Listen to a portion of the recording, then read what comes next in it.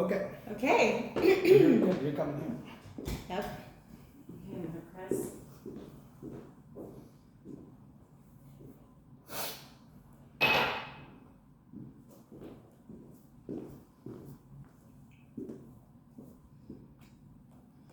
Like that. Made in the USA. Las Vegas. Where was your book made? In the USA.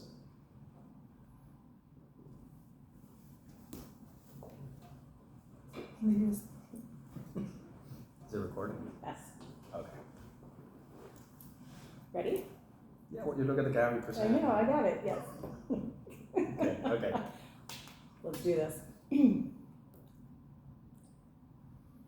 Hello, my name is Andrea Albright. I am the CEO and founder of Beverly Hills Publishing. Today, we are here with another Beverly Hills Publishing author, Mr. Marco Soriano IV. Welcome, Marco. Thank you. Thank you for having me. Amazing place you have here going on for Beverly Hills Publishing, by the way. Oh, thank you so much. It's so exciting to be broadcasting from the penthouse of Beverly Hills Publishing headquarters. And today we're going to be talking about your new book that just was released and published, Entrepreneur Madness. Before we get into the book, I have some questions for you. I think our audience might be interested to get to know you a little better. So can I just ask you some random questions? Sure, that would be interesting. Thank you. Okay, so what is your favorite food? That's a hard one, right? Depends where I am, but typically I would start with Italian, then I would probably move down to Japanese, Thailand, and here and there if I'm feeling anger, I need a good steak, American. All right, nothing like that angry steak. Okay, A perfect. tomahawk. So what is the noise that annoys you the most? Snoring. Snoring, yeah. And apparently I'm a snorer too, so I wake myself up these days. So I don't know. Well, on the same vein, what is your biggest pet peeve? Inconsistency.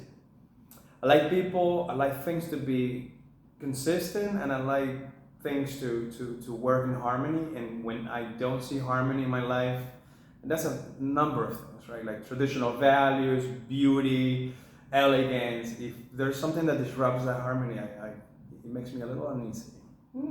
Interesting, great answer. Okay, last question. What do you think are the 3 most valuable characteristics a person can have?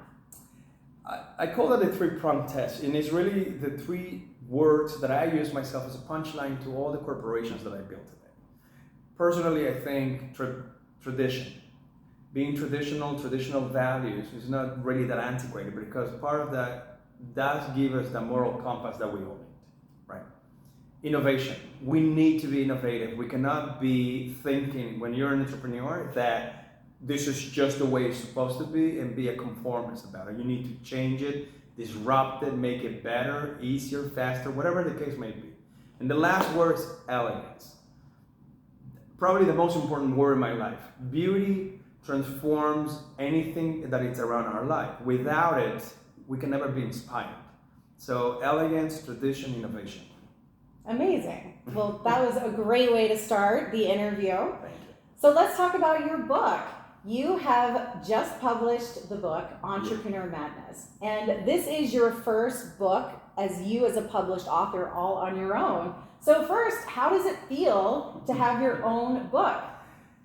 Oh, well, feelings. And I think I mentioned in the book that back in 2005 is when I started. I was 24 at the time. I was starting to write down thoughts, objectives, goals. Most people would call this some sort of a diary, but it was more along the lines of creating a novel with a mix of fiction and also anecdotes from my childhood. And then these transformed into what I actually do for a living, right? Invest, build new companies, employ people, train people, empower groups, and it's words that became actions, and actions that became intangible, which is this amazing book. Who I must thank you and your company for helping me with. Oh, thank you. It's been our pleasure. And let's just get a good look at that. Absolutely stunning, gorgeous, and powerful. And so when the reader engages the book and looks at the book, you mentioned that you are involved in different sectors, different industries. So give us just a quick background of what makes you the authority of entrepreneurship. Listen, today you can hear all about disruptive technologies from left to right. The most important element, and something that I am very well dedicated to doing today, is building a lifestyle. Lifestyle means culture, the product, your identity, people really embracing you and becoming a loyalist to your brand. And that's a very difficult task, because if you do not have lifestyle around it, then who cares, right? What is the point of having, buying, keeping something in your life? I want to be culturally accepted. I want people to really embrace this brand. And things change with every generation. So my goal with any of my investments is to adapt to cultural changes so that we can appeal to those new generations. Amazing. And a big theme throughout the book is disruption. And maybe to some people, disruption can feel like chaos or things are out of control. But you have a different take on it, and you actually see disruption as part of evolution, even. Yeah. So, can you explain why disruption is so important for today's entrepreneur? Well, if it wasn't for disruption, we would still be horseback riding in little wagons around town, right? Instead, we are already thinking about autonomous cars, right? Being in a car that can drive you just about anywhere in the world. Or EV, because we have conscious that the climate change is in fact a real thing. The amount of green gas emissions that we put as a population in the world, it's damaging our planet. And if you live here, think about in terms of someone comes to your house and breaks things. We're not going to be happy about such things. So we need to fix our world. We need to do something about this. And that's kind of the direction that I take with the book, trying to make people aware of what are the 10 transformative sectors in our society. Whether you're an investor, whether you're an entrepreneur, or a buyer, a consumer of the product, you are an impact to the whole vision. So you need to understand where you fit in and participate, because we're all participants of this world. Well, it's really amazing that you break down these 10 industries that are most likely to be disruptive, and they are being disruptive right now. And what can the reader expect to have an advantage? Because you've done the research, you've been involved with all these different sectors. And when they target disruption and apply their skills and their genius to these sectors, what can they benefit from it? I think the biggest benefit is to understand that change can never stop. And if you feel that you have an idea that will disrupt, that's step one. But then how do you progressively maintain such changes and adaptability points? Because if you build something, you leave it in the market, and you think this is ever going to be the same thing, then you're going to lose big. And a lot of the companies that today we see, for example, listed on the S&P 500, which are, our macro cap companies. More than 50% of these companies will be dropped of the S&P 500 in the next 10 years, simply because they're not adapting to technologies, they're not adapting to what the new generation Z, for example, is looking for. So that's a great example of what not to do and what line of sight you should have in your company as a strategy. Well, you definitely cut out a lot of the shortcuts, and you definitely give a lot of shortcuts to have the most success in these industries. And you also talk about in the book going from entrepreneur to investor. Can you share just a little bit about how that change in mindset, and why would an entrepreneur want to start thinking as an investor? All of us. I think companies that are generous with foundations, philanthropical work, can only be generous if they're doing well. Have you ever met a person that's not rich that wants to give up what they have? It's really almost hard, or a person that's angry who wants to give to a foundation.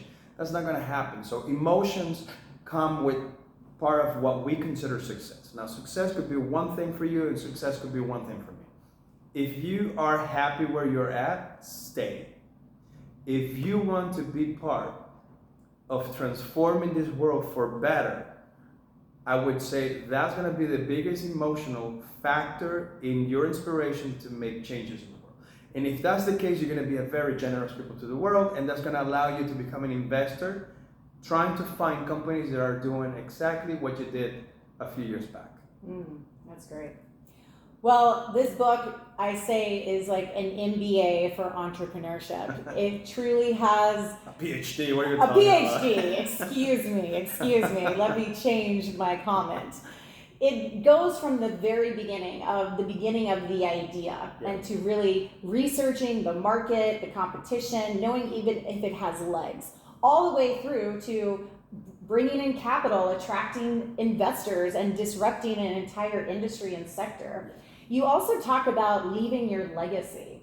So why do you think it's important for an entrepreneur, regardless of what stage they're in on the entrepreneurial journey, to start thinking about their legacy? As I mentioned earlier, right, we are participants in this world, and legacy can be perceived in different ways. You know, what you leave behind for generations to come. It could be a political thing. It could be also a business thing. It could be just you being the person who takes care of children. So part of our philanthropical work, and something that I'm really working with several people that I can't mention right now, but important people in the world. Stay tuned. would be to help children, to get children off the streets, offer them an education, and breed them out to become the next leaders of the world.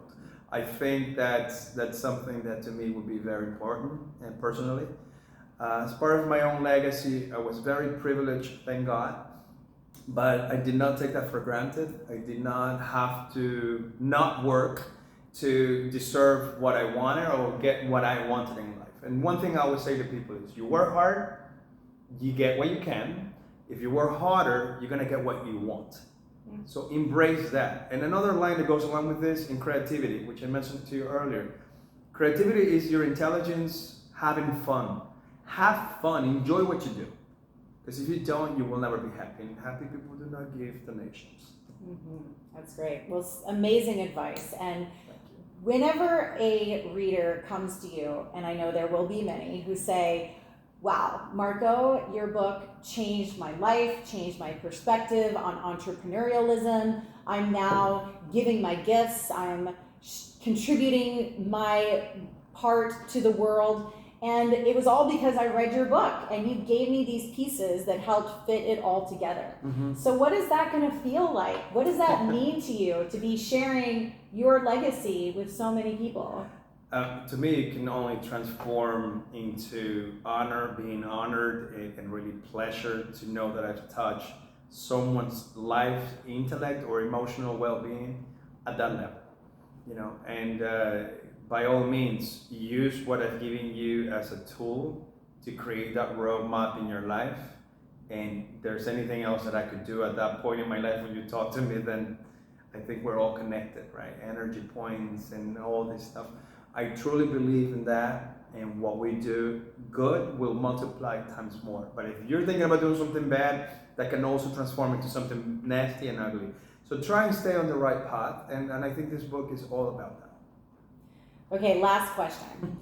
So how will the world be different when more entrepreneurs accept that we are mad, we are crazy, and that's part of the game, and instead of fighting it or trying to pretend like you're part of normality or status quo, how would it be different if more entrepreneurs embraced their madness? Boy, do you have to be extremely mad in today's world that is trying and working very hard in conforming and confining people? This pandemic that we lived was the perfect example that we need better minds, better leadership, more political correctness, because things we are more aware of.